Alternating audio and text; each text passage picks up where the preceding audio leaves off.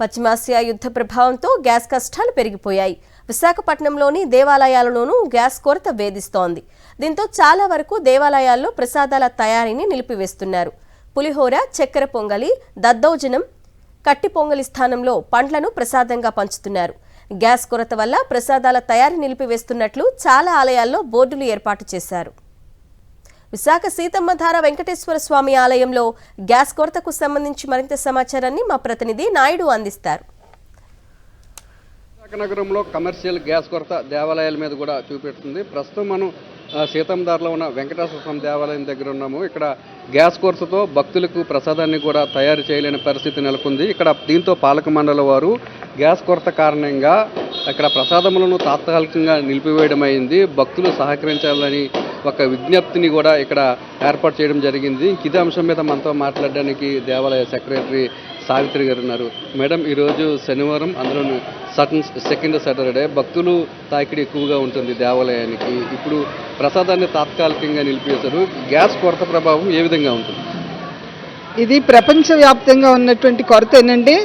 మేము ఎప్పుడైతే న్యూస్లో ఫాలో అవుతున్నామో మేము కొంచెం ముందరే ఆలోచించుకుని శనివారాల పూట భక్తులు తాకిడి ఎక్కువ ఉంటుంది. అది కాకుండా ఈరోజు సెకండ్ సాటర్డే ఏకాదశి కూడా కలిసి రావడంతో భక్తులు చాలామంది వచ్చారు. ప్రతి శనివారం కూడా స్వామివారి తరఫున మేము ప్రసాదాలు వితరణ చేయడం జరుగుతుంది. గ్యాస్ కొరత కారణంగా మేము ఇవాళ ప్రసాదాలు చేయడం నిలుపుదల చేసాం. మాకున్నటువంటి లిమిటెడ్ గ్యాస్ సిలిండర్లతోటి స్వామివారి నివేదనలకు మాత్రమే సరిపోతుంది.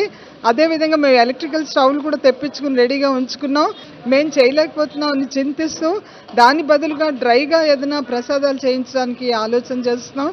ఈ రోజుకి మాత్రం పళ్ళు ఫలాలు మాత్రమే ఇవ్వగలుగుతాం. స్వామివారి ప్రసాదానికి సంబంధించి ప్రతిరోజు 3 సార్లు నైవేద్యం జరుగుతుంది కదా. స్వామివారికి మాత్రం నివేదనలకి ఎక్కడ ఆటంకం రాకుండా ఉన్న గ్యాస్ సిలిండర్లతోటి చేయడం, విగ్రహం సైజుని బట్టి ఇన్ని కేజీలు స్వామివారికి నివేదన ఇవ్వాలని కొలతలు ఉంటాయి. దాని ప్రకారం లోటు రాకుండానే మేము ఎలక్ట్రికల్ స్టవ్ ఉపయోగించుకోవడానికి కూడా సిద్ధంగా ఉన్నామండి. ప్రతిరోజు స్వామివారికి పొద్దున్న చేసేటువంటి బాలభోగం మిగిలిన రోజుల్లో మా గుడిలో అంత తాకిడి ఉండదు కాబట్టి ఉన్న భక్తులకి మేము అది పంచగలుస్తాం. మీకు ఎన్ని సిలిండర్లు అవసరం అవుతుంటాయి సాధారణంగా? వాళ్ళు ఏమంటున్నారు? మాకు వారానికి 2 కమర్షియల్ సిలిండర్లు అవుతాయండి. కానీ వాళ్ళు అసలు ఫోన్ తీయట్లేదు, బుకింగ్ కూడా తీసుకోవట్లేదు. మేము ఏం చేయాలి చెప్పండి? ఉన్న వాటితో ప్రజెంట్ మెయింటైన్ చేస్తున్నాం. మామూలుగా ఎప్పుడు కూడా చక్కెర పొంగలి, కట్టు పొంగలి, పులిహార, దద్దోజనం, ఈ 4 మేము 2 ప్రసాదాలు అలా పంచుతూ ఉంటామండి. అవసరాన్ని బట్టి, వీలుని బట్టి. సమ్మర్ వస్తే తప్పకుండా దద్దోజనం చేయిస్తాం. వింటర్లో అయితే తప్పనిసరిగా కట్టు పొంగలితో పాటుగా పులిహార పంచుతాం.